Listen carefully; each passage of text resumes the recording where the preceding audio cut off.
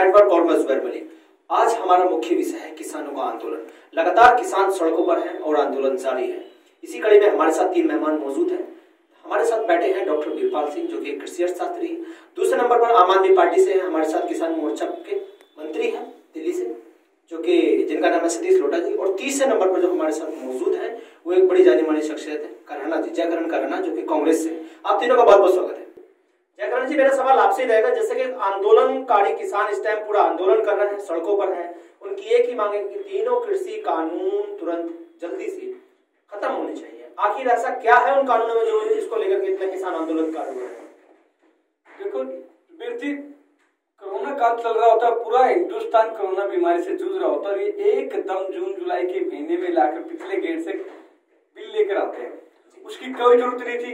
हिंदुस्तान के अंदर 500 से ज्यादा किसान संगठन है। किसी किसान संगठन ने ये नहीं कहा कि बिलों की हमें जरूरत है। ना कोई चर्चा होती है, ना वोटिंग होती है और राज्यसभा और लोकसभा में इस बिल को पास करा लिया जाता है। कुछ अपने खास परिचित लोग जो उद्योगपति घराने हैं, जिनसे बारी बारी करके एक एक चीजों पीएसयू को बेचा जा रहा है सरकार के द्वारा, और किसानों, एक हिंदुस्तान में किसान ही बचा था। और वो भी खासकर देखा है तो पंजाब, हरियाणा, पश्चिमी उत्तर प्रदेश का किसान, जो उन्नत और जो विकसित और जो अपने आप में समर्थ किसान है, उसको गिरवी रखने का काम किया है केंद्र सरकार ने। ये तो 2-3 बिल है, किसानों की कमर तोड़ के रख देगा, किसानों को सड़कें पर लाकर रख देगा, उनकी जमीनें हैं वो उद्योगपतियों गिरवी रखी जाएगी। और जो सरकार की मंशा है, जो अमेरिका इंग्लैंड में जो बड़े बड़े जो जमीने के टुकड़े होते हैं, जमीनों को विदेशी तकनीक के तहत खेती करना और हिंदुस्तान के जो किसान है उसको नष्ट करना, ये सरकार की मेन। जयकरण जी, एक चीज और है, सरकार का एक ही बार बार कहना है कि एमएसपी जारी रहेगी, तो किस हद तक ये आपको लगता है कि वो सरकार जो कह रही है इस पर खड़ी उतरेगी? सरकार का कहने का क्या है, अब तक 6% किसानों को एमएसपी का फायदा मिल रहा है सर। 6% किसानों को। अब आपको बताने मध्य प्रदेश में जो एमएसपी दाल, मूंग की दाल का जो एमएसपी जो रेट होता है, समर्थन मूल्य था, वो है 7200 रुपए, लेकिन किसान को 4400 रुपए प्रति क्विंटल बेचनी पड़ी वो। आप देखते हैं बाजरे का भाव, बाजरे का समर्थन मूल्य क्या है, राजस्थान वालों को क्या है, 1100-1200 रुपए प्रति क्विंटल बेचना पड़ रहा है बाजरा, लेकिन समर्थन मूल्य 1700-1800। इसी प्रकार से धान, इसी प्रकार से गेहूं। आज किसान अपने आप को ठगा महसूस कर रहा है। ये बिल आने से क्या होगा कि जो एमएसपी 2-3 साल जिस प्रकार से जियो सिम मार्केट के अंदर आती है, एमटीएनएल, बीएसएनएल, आइडिया सब खत्म हो जाता है। धीरे धीरे सब कुछ फ्री देते हैं, 6-6 महीने। आज आप देखते हो कि 200 रुपए का रिचार्ज होता है एक महीने का जियो के अंदर। वीरपाल जी, आपसे मेरा सवाल होगा, जैसे कि लगातार किसान इसको लेकर के बिल को आंदोलन कर रहा है, अर्थशास्त्री भी, तो किस हद तक ये बिल किसानों के समर्थन में है आपको लगता है? देखिए, किसान अब से नहीं, अब तो किसान की आंखें खोली जा रही हैं, लेकिन ये किसान तो जब से देश आजाद हुआ ना तब से ठगा जा रहा है। ये जो बात कर रहे हैं इन बातों की। फिर मैं आपको बताना चाहूंगा कि हमारे देश में 6,28,221 गाँव हैं और लगभग 60-65% लोग आज भी गांव में रहते हैं और कृषि पर ही उनकी जीविका है। तो हमारे देश को पहली प्रायोरिटी एग्रीकल्चर को देनी पड़ेगी, नंबर 1। नंबर 2, जब से किसान, आज से नहीं बहुत सालों से किसान ये कह रहा है कि हमें एपीएमसी के अंदर एमएसपी नहीं मिल रही। किसान ने आज नहीं, एक बार नहीं, 1000 बार यह बात कही है। सरकार से बार बार गुहार लगाते हैं कि हमें एमएसपी एपीएमसी के अंदर नहीं मिल रही। क्योंकि कैसे बीच में जो हमारे कमीशन एजेंट है वो उनके माल को अपने मन के भाव से बेचते हैं, उनका मतलब उनको मोनोपोली है, इसलिए किसान को एमएसपी नहीं मिल रही। तो अब सरकार ने सोचा कि भाई किसान को भी आत्मनिर्भर भारत के लिए आत्मनिर्भर किसान भी जरूरी है। तो इसलिए सरकार ने सोचा कि ऐसा प्लेटफार्म बना जाए। आप ये बताइए कि उसी पे पहले मुझे बात पूरी करने दी। जब सरकार ने सोचा कि भाई किसानों का मतलब आमदनी बढ़ानी है, तो इसलिए उनका एपीएमसी के पैरेलल एक हम दूसरी सुविधा और डेवलप करें, जिससे कि किसान को उसकी उपज का उचित दाम मिल सके। तो इसलिए किसान ये 3 बिल लेकर आई है और सरकार ये 3 बिल लेकर आई है, ताकि किसान मंडी के बाहर अपने राज्य के बाहर जहां मर्जी करे वहां फसल बेच सके। अच्छा, और सुनो, दूसरे 1 मिनट बीच में इंटरफेयर नहीं करना। हम बिल्कुल नहीं, डोंट ज्यादा 1 मिनट नहीं बिल्कुल मैं इस चीज का जवाब देना चाहता हूँ। कहीं भी बेच सकता है, बिल्कुल जवाब नहीं बोले आप, बोलना जी, ये गलत बात है। ठीक है, आपको टाइम मिला, आप रखिए अपनी बात, ये गलत बात है। बोलिए बिल्कुल जी, बोलिए। हाँ, फिर दूसरे में बता रहा था कि जो सरकार अभी क्या कर रही है, हमारे देश में 86.21% मार्जिनल और स्मॉल फार्मर्स हैं। वे अपनी फसल को 10, 12, 15 किलोमीटर तक ले जाने में भी असमर्थ है, क्योंकि उनके पास इतना प्रोड्यूस नहीं है कि वो इंडिपेंडेंट कोई भी डेवलप कार्ड या गाड़ी या ट्रैक्टर ट्रॉली करके किराए पे ले जाए और अब उत्पाद को वहां ले जा सके। लिहाजा उनको भी संरक्षण देने के लिए अब आज सरकार ने एक स्कीम निकाली है, FPO। FPO का मतलब है फार्मर्स प्रोड्यूस ऑर्गेनाइजेशन। वो एक किसानों को कहा है कि 2024 तक वे देश में 10,000 बढ़ा जाएंगे और वे लॉकडाउन से लेकर अब तक 920 बन भी चुके हैं और उनका जो रजिस्ट्रेशन होगा वो कंपनी एक्ट के तहत ही होगा। कंपनी एक्ट के तहत। आप ये बता दीजिए, क्या ये बिल किसानों के समर्थन में है, किसानों के हक में है या नहीं? बिल्कुल समर्थन में। अब लेकिन प्रूव तो करूं मैं, किसानों को फायदा होगा तो प्रूव तो करूं, कैसे होगा? यही तो प्रूव कर रहा हूं मैं। जल्दी कीजिए। जैसे कि मैंने अभी बताया 86.1%, 86.1% मार्जिनल स्मॉल फार्मर्स है, उनका जीवन स्तर उठाने के लिए, उनकी आमदनी बढ़ाने के लिए FPO बनाए जा रहे हैं, ताकि वो FPO के साथ मिलकर अपने को उनके साथ मिलाए और मन मर्जी जो भी फसल की डिमांड ज्यादा हो।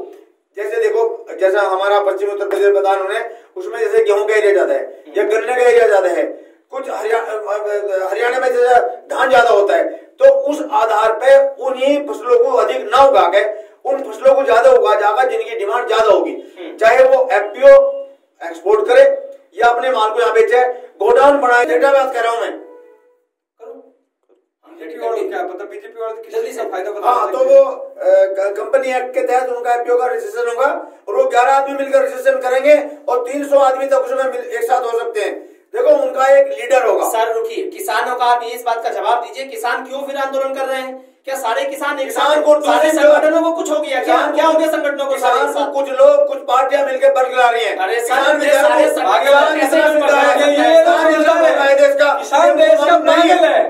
ये समझदार लोग आ गए। कैसे बरकला सकता है सर? इतने किसानों को कोई कैसे बरकला सकता है? देखिए, आंदोलन में देखो, किसान को पूछते हैं आप यहाँ किस लिए? भाई हमें तो पता नहीं, बेचारे हमें लेकर हम तो इनके साथ आगे कुछ कह रहे हैं। चलो अब बात में डिग्री बोर्ड लेके चलता हूँ, आपको बताता हूँ। अरे जब देश के अंदर नोटबंदी होती है, लोग कहते हैं इनको नहीं पता नोटबंदी से क्या क्या फायदा हुआ।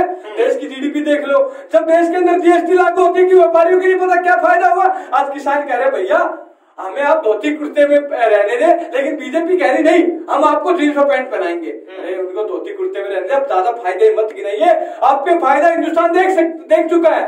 नोटबंदी में जमाखोरी का नाश हो जाएगा, आतंकवाद ग्रस्त हो जाएगा, कालाबाजारी बंद हो जाएगी। क्या हुआ नोटबंदी में? GST में क्या मिला? GDP देख लो हिंदुस्तान की कहां से कहां पहुंच गई। सतीश जी के पास चले जाएंगे। जयकरण जी, सतीश जी, जैसा कि लगातार आरोप लग रहे हैं कि किसान जो आंदोलन कर रही है, बीजेपी का एक ही कहना है, बीजेपी की सरकार का एक ही मानना है कि जो भी ये बिल है वो सब किसान के हित में है और हम MSP लगातार जारी रखेंगे। आपका क्या कहना है इस पर? सतीश जी, देखिए, सरकार की कोई भी सरकार हो, हमारी सरकार हो या केंद्र में जो भी सरकार कांग्रेस आई हो, या पहले किसानों की हालत पहले भी अच्छी नहीं थी। किसानों की शिकायतें काफी टाइम से यही चल रही हैं कि हमें MSP मंडियों में MSP को अच्छे तरीके से लागू नहीं किया जा रहा, उसकी वजह से हमें MSP के आधार पर पैसा नहीं मिल रहा। सरकार उसको ना सुधार करके एक कानून और ले आई है। सरकार को अपने MSP के अंदर अगर कहीं पे किसानों को अच्छा पैसा नहीं मिल रहा, ठीक से उनको प्रबंधन उसका नहीं हो रहा, सरकार को अपनी कमियां सुधारनी चाहिए ना। ये तो ना आप उद्योगपतियों को लाकर उद्योगपतियों को फायदा देने की सोचो।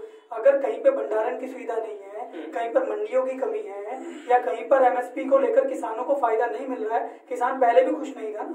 अगर वो खुश नहीं है तो आप सरकार की जिम्मेदारी ये बनती है। सतीश जी, किसानों की फसल तो MSP पर आज भी नहीं बिकती ना। मैं वही तो कह रहा हूँ, अगर आज भी उनकी फसल MSP पर नहीं बिक रही है तो सरकार को उस चीज को लेकर संज्ञान लेना चाहिए ना कि ऐसा क्यों हो रहा है कि किसानों को अभी भी उनका समर्थन मूल्य नहीं मिल रहा है। नहीं, उस चीज को ना सुधार करके एक नया बिल इस टाइम ला देना क्या सही होगा? मैं वही कह रहा हूँ, सरकार की जिम्मेदारी है भंडारण करने की, ना कि किसी उद्योगपति की जिम्मेदारी है। सरकार किसानों के साथ देना, ना कि उद्योगपतियों का एक बिल लाकर उद्योगपतियों को फायदा दे रहे हैं। ये बहुत ही गलत बात है। मैं किसानों के समर्थन में खड़ा हूँ और इस बिल के बिल्कुल पूरा का पूरा इस बिल का पुरजोर विरोध करता हूँ। ठीक है, जयकरण जी बोलिए जल्दी। देखो, मैं बताना चाहता हूँ, हिंदुस्तान के अंदर, हमारे देश के अंदर 6,54,000 गाँव है। उसके अंदर जो FCI के गोदामों की संख्या 5,000 से कुछ ज्यादा है। आज अडानी ने एक ऐसा गोदाम बनाया जिसके अंदर 6,000, जिसके अंदर जितने FCI के गोदाम है वे समा जाएंगे एक ही गोदाम के अंदर। इस तरह के 12 गोदाम बनाए जा रहे हैं। तो क्या कुछ गोदाम बने, इसकी जानकारी पहले सरकार को रही होगी क्या? सरकार की क्या साठ गांठ है उद्योगपतियों के पास कि बिल आने से पहले ही गोदाम बन के तैयार हो गए? ये क्या चल रहा है? क्या ये बात सही है उन्होंने कही? आप देश की जनता को, आम पब्लिक को, जो मिडिल क्लास उसको क्यों नष्ट? इनका जो आरोप है कि गोदाम पहले से बनने लगे, क्या ये सही है आपके साथ? ये कांग्रेस के टाइम से बन रहे थे ना, इनको इसलिए बताया ना, राजीव गांधी के टाइम, उसके क्या नाम, जो इनकी सरकार रही है मनमोहन सिंह के टाइम। क्या कर रहे हो आप लोगों की सरकार? क्या कर रही है? कोई भी काम करती, ये कर दिया, राजीव जी ने ये कर दिया, महात्मा गांधी जी ने ये कर दिया, तुम क्या तेल दलने के लिए आए हो? आप लोग क्या करने आए हो? आप लोग सिर्फ हिंदू मुस्लिम जातिवाद का जहर खोलने के लिए सत्ता में आगे बैठे हो। मनमोहन सिंह आप लोग काम किया, जो नालायक औलादे होती है, जो नालायक कपूत औलादे होती है, सिर्फ ब्रेक पे चलते हैं, ब्रेक पे चलते हैं, ब्रेक का बीरपाल जी के पास आना चाहूंगा। डॉक्टर बीरपाल जी, जब लगातार किसानों का एक ही आरोप है कि ये जो तीनों कानून है उससे किसान नाखुश हैं, तो सरकार क्यों उस पर विचार नहीं कर रही फिर से?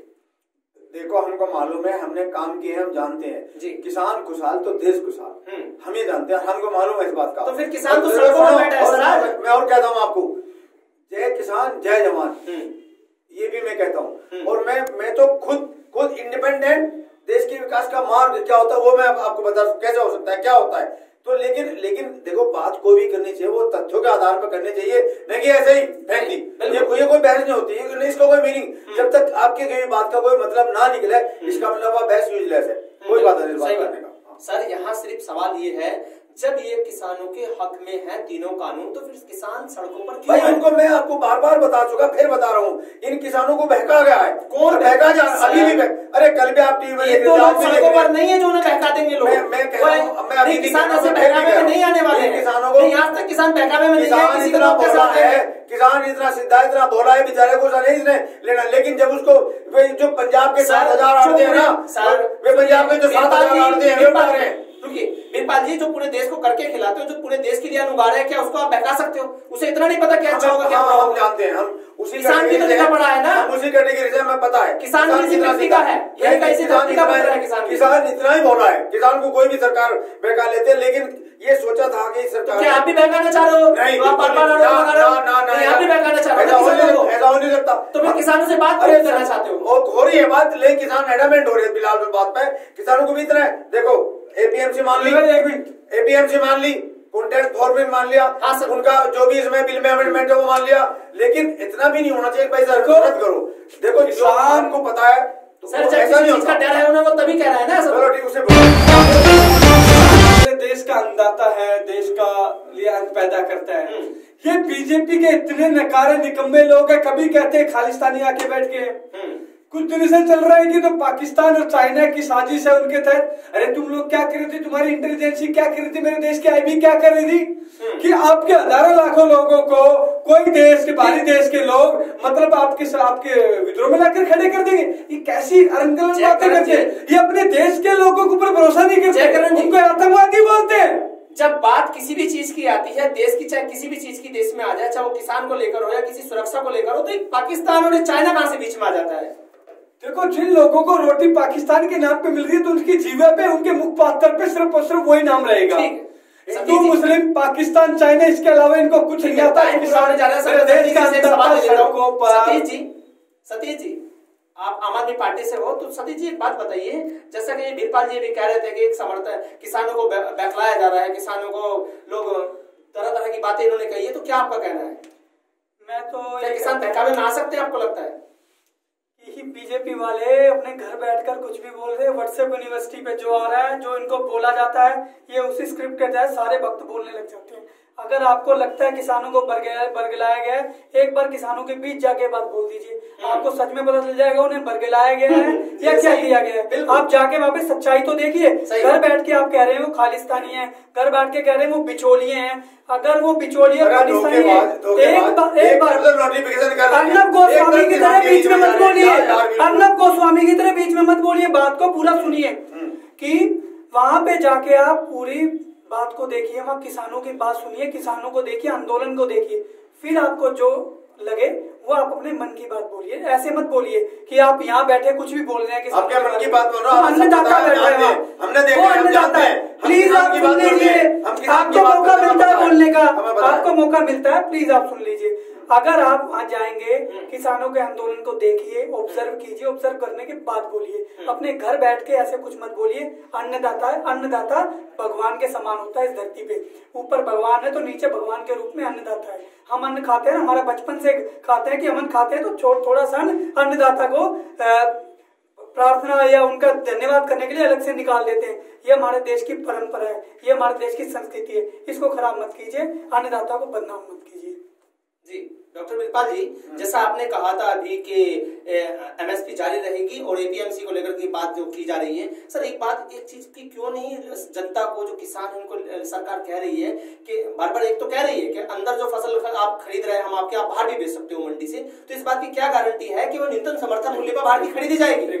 एक मिनट वो देखो तो सही यार, ऐसे आप कैसे कह रहे हो जब आप भी तो डिमांड, जब आज एमएसपी, आप भी तो डिमांड, एमएसपी, आप मेरी बात बोलना, फिर जब आपने मुझे तो सवाल जवाब बोलिए। जब आप ही कह रहे हो कि उनको मंडी के अंदर एमएसपी नहीं मिल रही, जब अंडी बाहर की गारंटी आप ले लोगे? अरे गारंटी सरकार ले रही है तो लिखने दो, आने दो, व्यापारी को तो आने दो। अरे सर जब आज गारंटी नहीं है तो कल कैसे आप गारंटी ले सकते हो? यूपी में, चलो मैं दिखाऊं यूपी में पीलीभीत, यूपी में पीलीभीत डिस्ट्रिक्ट को लेकर बैठ रहे हो, पीलीभीत को हम मैं बता रहा हूँ, एग्जाम्पल दे रहा हूँ आपको। चलो मैं आपको दो एग्जाम्पल देता हूँ, चलो मैं आपको दो उदाहरण देता हूँ। मैं खूब लेके आऊँ और 2600 रुपए धान बिका, 2600 रुपए धान बिक रहा मेरे गाँव में। चलो मैं दिखाता हूँ अभी। सर बिरपाल सर एक मिनट, हरियाणा के अंदर बात रहेगा जो मंडियों के अंदर, क्योंकि जो मंडी सिस्टम है हरियाणा पंजाब में, मंडी के अंदर 2100 रुपए प्रति क्विंटल बिक रहा होता है।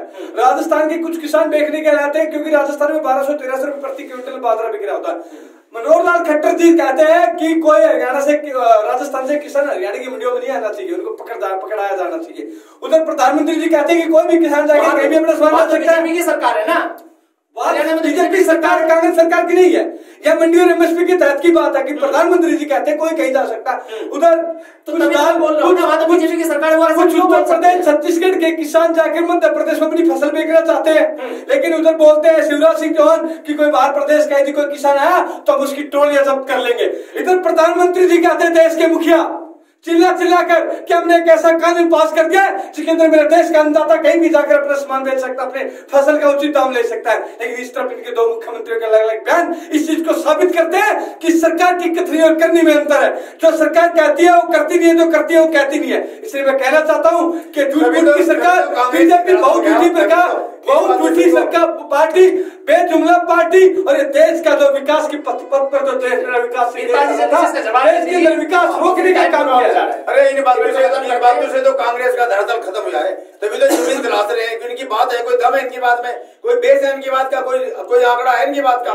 भाई ऐसे कह जाए, ये तो कोई तरीका थोड़ा ये कहने का। बात है ये तो फिर कांग्रेस का जीरो क्यों होगी? मेरी ऐसी बात थी तो क्यों नहीं करा कांग्रेस ने 70 साल में? तो वो केजरीवाल हर बार कह रहे हैं, केजरीवाल कह रहे हैं कांग्रेस ने पार्टी वाले 70 साल में काम नहीं करे, इतने में 6 साल में कर दिए। बताइए वो आपको, तो मैं काम को बता रहा है। वो बात करें, किसानों की बात हो रही है, केजरीवाल जी को भी देखेंगे, उसके विकास को भी देखेंगे, तभी कार्यों के कारण को बताएंगे आप, लेकिन आज कोई बात नहीं। ठीक है, आप लोगों ने अपना कीमती वक्त हम दिया, उसके लिए बहुत बहुत धन्यवाद। धन्यवाद।